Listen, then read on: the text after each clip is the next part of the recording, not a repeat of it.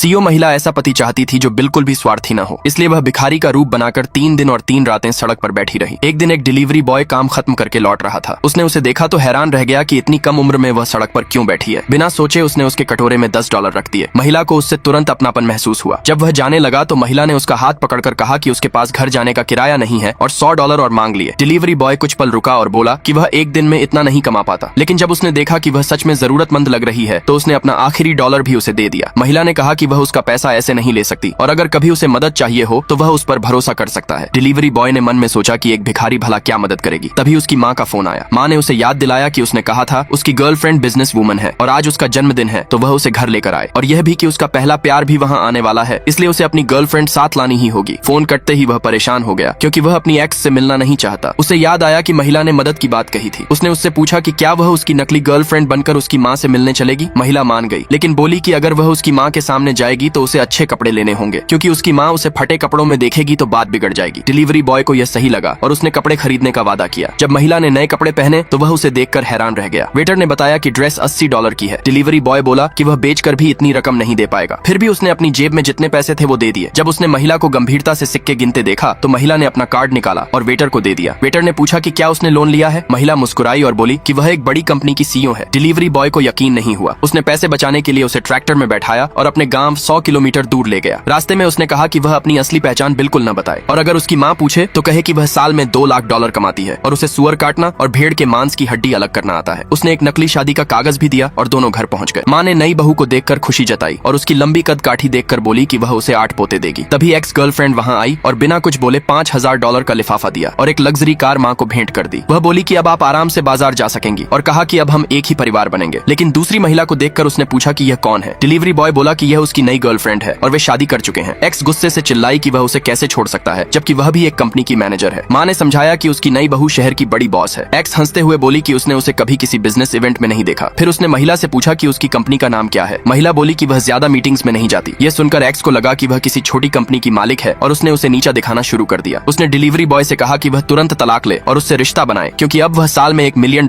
कमाती है और उसके पूरे परिवार को शाही जिंदगी दे सकती है। तभी कुछ लोग वहां पहुंच गए।